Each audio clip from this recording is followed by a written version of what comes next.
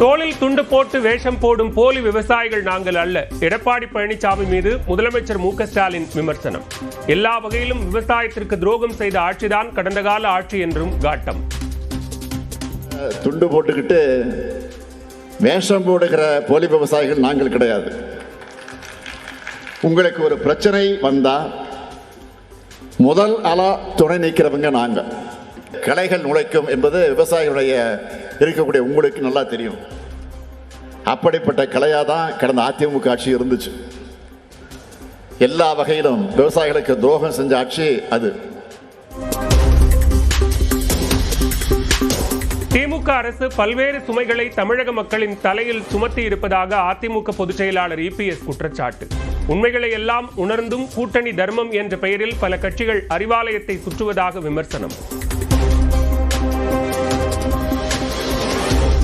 திமுக கூட்டணியிலிருந்து விசிக உட்பட ஒரு கட்சி கூட வெளியேற வாய்ப்பில்லை. திமுக கூட்டணியில் சிலர் சலசலப்பை ஏற்படுத்த முயற்சிப்பதாக திருமாவளவன் கருத்து. திமுக கூட்டணிக்குள்ள அவங்க சலசலப்பை ஏற்படுத்த முயற்சிக்கிறாங்களாம். அது அவங்களுடைய டிப்ளமேட்டிக் அரசியல் என்று அவங்க அப்படி காட்டிக்கொள்கிறார்கள். அதுக்கெல்லாம் வாய்ப்பே கிடையாது. திமுக கூட்டணியிலிருந்து ஒரு கட்சி கூட வெளியேறுவதற்கு வாய்ப்பே இல்லை. அதிமுக பாஜக கூட்டணியை தோற்கடிப்பது எவ்வளவு முக்கியமோ அவ்வளவு முக்கியம் கூடுதல் தொகுதிகளில் போட்டியிடுவது என சண்முகம் பேட்டி. 2021ஆம் ஆண்டு தேர்தலை வைத்து மார்க்சிஸ்டின் வாக்கு வங்கியை தீர்மானிக்க கூடாது என்றும் வேண்டுகோள். இந்த 2021 தேர்தலில் வாங்கின வாக்கை வச்சுக்கிட்டு அதில் வெற்றி பெற்றமா இல்லையானதை மட்டும் வச்சுக்கிட்டு மார்க்சிஸ்ட் கம்யூனிஸ்ட் கட்சியினுடைய வாக்கு வங்கியை மதிப்பிடுவதை அது சரியான மதிப்பீடாக இருக்காது. பிஜேபி அதிமுக கூட்டணியை தோற்கடிப்பது என்று நாங்கள் எடுத்திருக்கிற தீர்மானம் எவ்வளவு முக்கியமானதோ அதே அளவுக்கு சிபிஎம் கூடுதல் தொகுதியில் போட்டியிடுவது என்பது முக்கியமானது.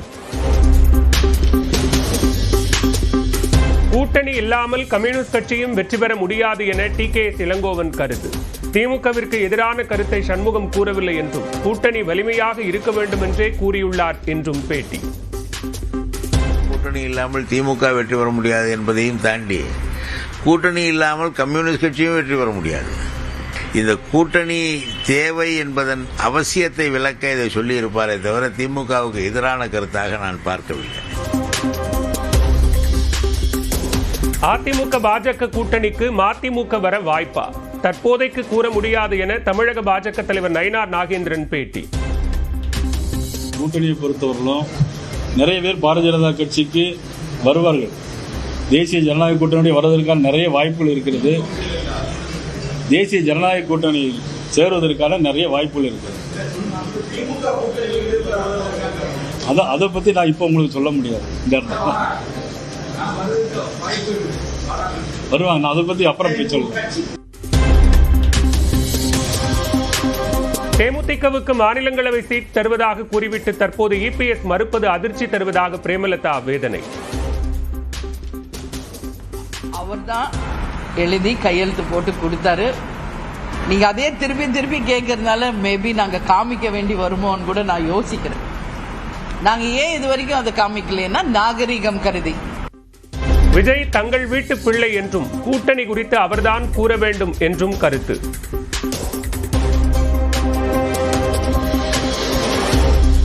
விடுபட்டவர்களுக்கு மகளிர் உரிமை தொகை விரைவில் வழங்கப்படும். தேதி விரைவில் அறிவிக்கப்படும் என்றும் துணை முதலமைச்சர் உதயநிதி ஸ்டாலின் விளக்கம். சட்டப்பேரவையில் அறிவிச்சாங்க. அதுக்கான முதல்கட்ட பணிகள்லாம் ஆரம்பிச்சாச்சு. விரைவில் அதுக்கான அறிவிப்பு வரும். தேதி அறிவிக்கப்படும். முறையாக அது சென்ற முறை எப்படி கரெக்டாக பண்ணப்பட்டதோ இந்த முறை அதில் விடுபட்டவங்களுக்கும் நிச்சயமாக வழங்கப்படும். தாவேக்க தகவல் தொழில்நுட்பம் மற்றும் சமூக ஊடக அணிகளுக்கு பொறுப்பாளர்கள் நியமனம். வழக்கறிஞர் மற்றும் சட்ட ஆலோசனை அணிகளுக்கும் நிர்வாகிகளை அறிவித்தார் விஜய். தோளில் துண்டு போட்டு வேஷம் போடும் போலி விவசாயிகள் நாங்கள் அல்ல. எடப்பாடி பழனிசாமி மீது முதலமைச்சர் மு க ஸ்டாலின் விமர்சனம். எல்லா வகையிலும் விவசாயத்திற்கு துரோகம் செய்த ஆட்சிதான் கடந்த கால ஆட்சி என்றும் காட்டம். துண்டு போட்டுக்கிட்டு வேஷம் போடுகிற போலி விவசாயிகள் நாங்கள் கிடையாது. உங்களுக்கு ஒரு பிரச்சனை வந்தா முதல் ஆளா துணை நீக்கிறவங்க நாங்க. களைகள் நுழைக்கும் என்பது விவசாயிகளுடைய இருக்கக்கூடிய உங்களுக்கு நல்லா தெரியும். அப்படிப்பட்ட கலையாக தான் கடந்த அதிமுக ஆட்சி இருந்துச்சு. எல்லா வகையிலும் விவசாயிகளுக்கு துரோகம் செஞ்ச ஆட்சி அது. திமுக அரசு பல்வேறு சுமைகளை தமிழக மக்களின் தலையில் சுமத்தி இருப்பதாக அதிமுக பொதுச் செயலாளர் இபிஎஸ் குற்றச்சாட்டு. உண்மைகளை எல்லாம் உணர்ந்தும் கூட்டணி தர்மம் என்ற பெயரில் பல கட்சிகள் அறிவாலயத்தை சுற்றுவதாக விமர்சனம். திமுக கூட்டணியிலிருந்து விசிக உட்பட ஒரு கட்சி கூட வெளியேற வாய்ப்பில்லை. திமுக கூட்டணியில் சிலர் சலசலப்பை ஏற்படுத்த முயற்சிப்பதாக திருமாவளவன் கருத்து. திமுக கூட்டணிக்குள்ள அவங்க சலசலப்பை ஏற்படுத்த முயற்சிக்கிறாங்களாம். அது வந்து அவங்களுடைய டிப்ளமேட்டிக் அரசியல் என்று அவங்க அப்படி காட்டிக்கொள்கிறார்கள். அதுக்கெல்லாம் வாய்ப்பே கிடையாது. திமுக கூட்டணியிலிருந்து ஒரு கட்சி கூட வெளியேறுவதற்கு வாய்ப்பே இல்லை. அதிமுக பாஜக கூட்டணியை தோற்கடிப்பது எவ்வளவு முக்கியமோ அவ்வளவு முக்கியம் கூடுதல் தொகுதிகளில் போட்டியிடுவது என சண்முகம் பேட்டி.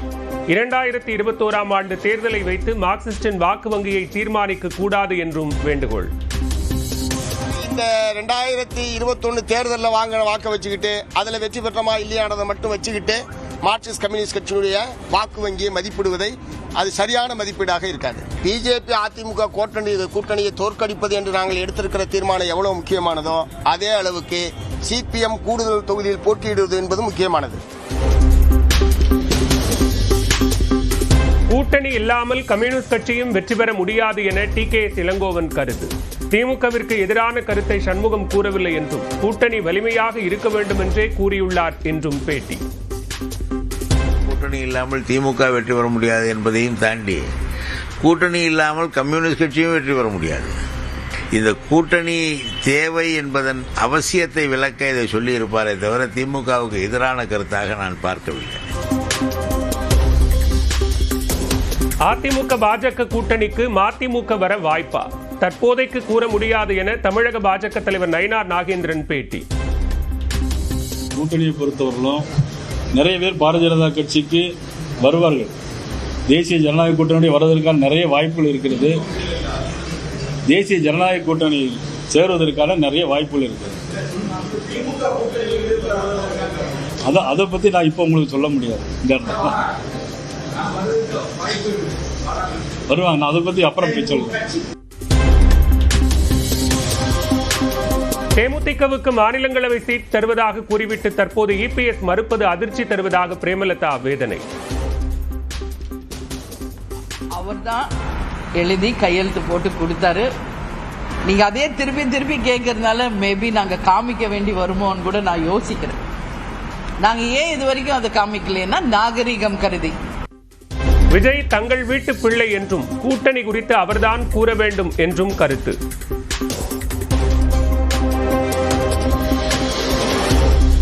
விடுபட்டவர்களுக்கு மகளிர் உரிமை தொகை விரைவில் வழங்கப்படும். தேதி விரைவில் அறிவிக்கப்படும் என்றும் துணை முதலமைச்சர் உதயநிதி ஸ்டாலின் விளக்கம். சட்டப்பேரவையில் அறிவிச்சாங்க. அதுக்கான முதல்கட்ட பணிகள்லாம் ஆரம்பிச்சாச்சு. விரைவில் அதுக்கான அறிவிப்பு வரும். தேதி அறிவிக்கப்படும். முறையாக அது சென்ற முறை எப்படி கரெக்டாக பண்ணப்பட்டதோ இந்த முறை அதில் விடுபட்டவங்களுக்கும் நிச்சயமாக வழங்கப்படும்.